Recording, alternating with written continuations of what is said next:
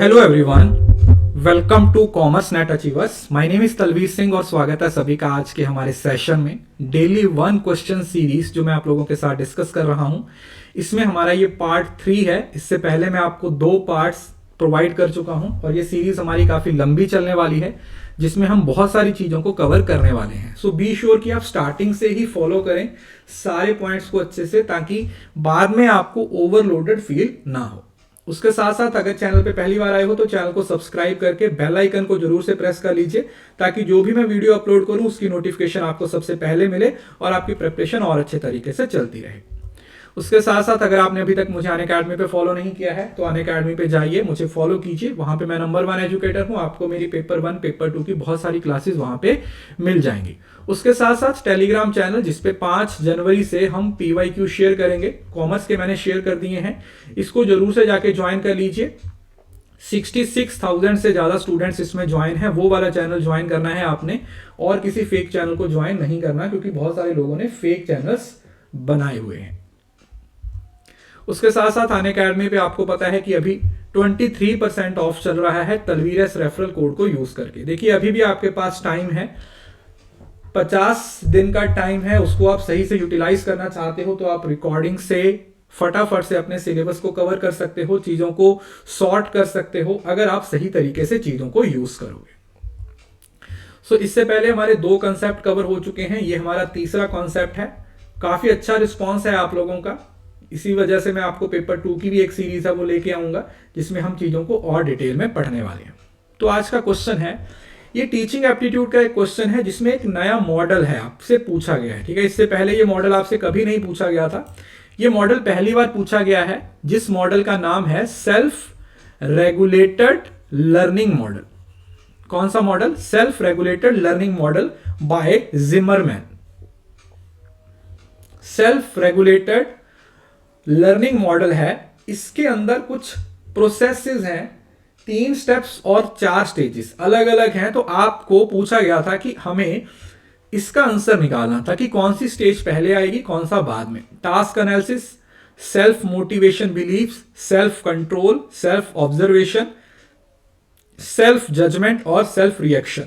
देखो एक चीज जो आप यहां से बड़े आसानी से निकाल सकते थे वो था कि जो टास्क एनालिसिस है वो तो ऑब्वियसली बात है स्टार्टिंग में होगा, और सेल्फ रिएक्शन भी, रिएक्ट भी आप लास्ट में ही करोगे। तो ए और एफ तो कंफर्म है कि आएगा, ए और एफ तो यहां पर आ रहा है, बिना पढ़े भी आप इसको लॉजिक लगा सकते थे।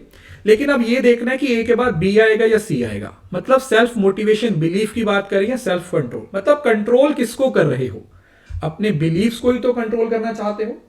What you are trying to do, आप अपने बिलीव्स को ही तो कंट्रोल करना चाहते हो। तो इसका मतलब कहीं ना कहीं यहां पर बी आंसर आना चाहिए था, और ये जो आंसर है वो आपको सीधा सीधा ही दिया हुआ था। मतलब ये सारी ऑप्शंस है ना, वो 1 2 3 4 सीधा सीधा ही आपको ऑप्शन में दिया हुआ था। ये तो हमने इस क्वेश्चन को लॉजिक से बनाया, लेकिन अब हम इस क्वेश्चन को थोड़ा सा कंसेप्चुअल समझने की कोशिश करते हैं कि एक्चुअली में ये मॉडल है क्या। देखो इस मॉडल के अंदर हमारे पास, मैं यहां पर आपको एक चार्ट बना के दे रहा हूं, प्लीज इस चार्ट को अपनी कॉपी पे लिख लीजिए। तो इसके अंदर अगर हम फेज की बात करें तो 3 फेज में ये मॉडल काम करता है। कितने फेज हैं? 3 फेज हैं। पहला फेज, दूसरा फेज और तीसरा फेज। पहला फेज है जो थिंकिंग का फेज है, जिसको आप बोल देते हो 4 थॉट फेज।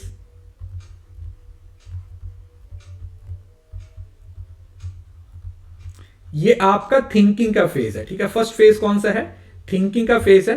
सेकंड है परफॉर्मेंस, उसके बाद आप फिर परफॉर्म करोगे,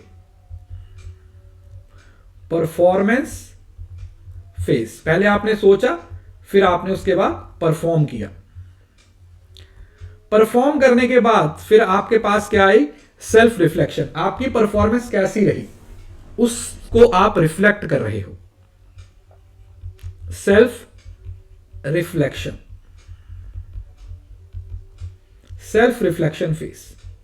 तो एक तो ये भी आपसे पूछा जाता है। अब हर फेज के अंदर आप दो डिफरेंट स्टेप्स को फॉलो कर रहे हो।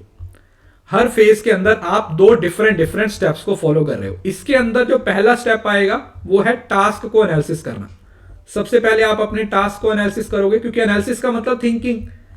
आप टास्क का एनालिसिस कर रहे हो और उसके बाद फिर आप देख रहे हो आपके पास belief system, self motivation beliefs. ये थिंकिंग का पार्ट हो गया, सेल्फ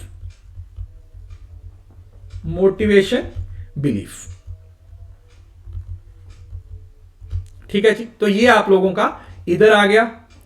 फिर आया परफॉर्मेंस। परफॉर्मेंस में सबसे पहले आपने अपने आप को कंट्रोल किया और फिर ऑब्जर्व किया। पहले कंट्रोल करोगे तभी तो ऑब्जर्व करोगे ना, या पहले ऑब्जर्व कर रहे हो फिर कंट्रोल कर रहे हो? नहीं, कंट्रोलिंग पहले आएगा। तो सबसे पहले आप क्या कर रहे हो, आप सेल्फ कंट्रोल कर रहे हो और देन सेल्फ ऑब्जर्वेशन कर रहे हो।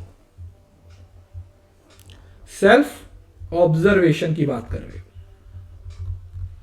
ठीक है जी, तो ये परफॉर्मेंस फेज आ गया। मतलब फोरथॉट फेज में जहां पर आप सिर्फ सोच रहे हो, आप टास्क का एनालिसिस कर रहे हो और सेल्फ मोटिवेशन बिलीफ की बात कर रहे हो। देन आता है आपके पास परफॉर्मेंस फेज, जिसमें सेल्फ कंट्रोल की बात की जाती है और सेल्फ ऑब्जर्वेशन की बात की जाती है। 5वें नंबर पे और 6वें नंबर पे फिर आप पहले सेल्फ जजमेंट, मतलब परफॉर्मेंस के बाद आप अपने आप को जजमेंट करते हो, जजमेंट देते हो। देन आप सेल्फ रिएक्शन करते हो, रिएक्ट करके देखते हो कि मैं जो रिफ्लेक्ट कैसे होता है, जैसे रिफ्लेक्ट करना। तो यही 6 टाइप्स थी। देखो पहले ये दोनों वाले, अगर आप इसको यहां पे भी डिफाइन कर दोगे ना, तो ये आप लोगों का थिंकिंग में आ गया, ये आपका परफॉर्मेंस में आ गया, और ये आप लोगों का जो लास्ट में इवैल्यूएशन का फेज आ गया। देखो समझ रहे हो ना, ये थिंकिंग में आ गया, सीधे सीधे लिखे हुए थे ना, आंसर बनाना डिफिकल्ट भी नहीं था। ये परफॉर्मेंस का आ गया और ये किसका आ गया, ये आ गया आपका इवैल्यूएशन का।